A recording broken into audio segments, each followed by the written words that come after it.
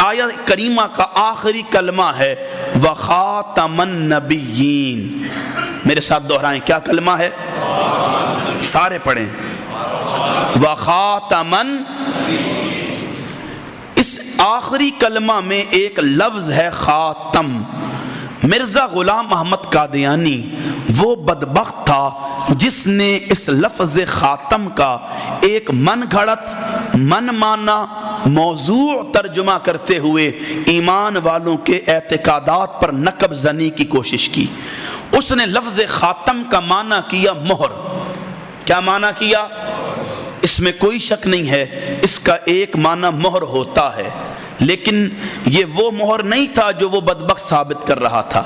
اس نے کہا اللہ رب العزت نے نبی رحمت کو نبوت کی مہر عطا کی ہے، اب حضور جس پر مہر لگا دیتے ہیں وہ اللہ کا نبی بن جاتا ہے۔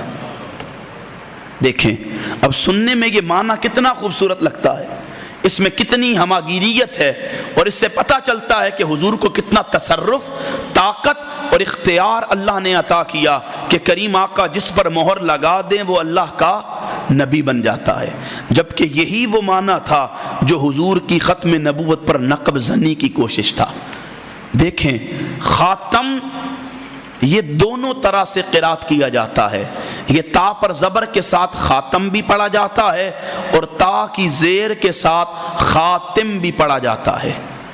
کبھی کبھی یہ دونوں کلمات بطور اسم کے استعمال ہوتے ہیں، جب یہ بطور اسم کے استعمال ہوں تب ان کا معنی ہوتا ہے آخر قوم، یعنی کسی قوم، جماعت، گروہ، طبقے کے آخر میں آنے والا۔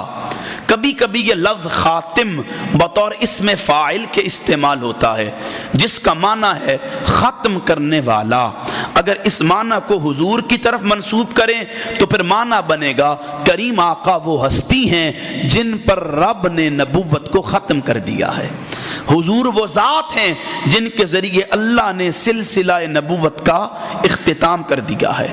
اب کبھی کبھی یہ لفظ خاتم اسم اعلیٰ کے طور پر بھی استعمال ہوتا ہے، جب یہ اسم اعلیٰ کے طور پر آئے تب اس میں مہر کا معنی پایا جاتا ہے، لیکن یہ وہ مہر نہیں ہے جو اس بدبخت نے ثابت کی۔ اس مہر سے مراد کیا ہے؟ اگر آپ میں سے کوئی بندہ کبھی کسی وثاقہ نویس کے پاس جائے اور اس سے کوئی تحریر لکھوائے، تحریر لکھنے کے بعد وہ اس کے آخر میں ایک مہر ثبت کرتا ہے، یہ مہر ثبت کرنا اس بات کا اعلان ہوتا ہے اب اس تحریر میں رد و بدل نہیں کیا جا سکتا، ترمیم نہیں کی جا سکتی، کوئی چیز داخل اور خارج نہیں کی جا سکتی۔ علی ھذہ القیاس رب نے بھی ایک دستاویز تیار کی، پھر اس نے نبوت کا اجرا کیا، پھر اس نے رسولوں کو بھیجنا شروع کیا، اس نے بالترتیب 1.25 لاکھ نبی کا منہ پیش بھیجے، بالترتیب رسول بھیجے، پھر ایک وقت آیا کرم بن کر، سخا بن کر، عطا بن کر، وفا بن کر خدا کا نور اترا محمد مصطفیٰ بن کر۔ منظر یہ تھا رب ذوالجلال نے اس دستاویز کے آخر میں محبوب کا نام لکھ کر ایک مہر ثبت کر دی۔ یہ مہر ثبت کرنا اس بات کا اعلان تھا محبوب اب قیامت تو آ سکتی ہے، تیرے بعد کوئی نبی اور رسول نہیں آ سکتا۔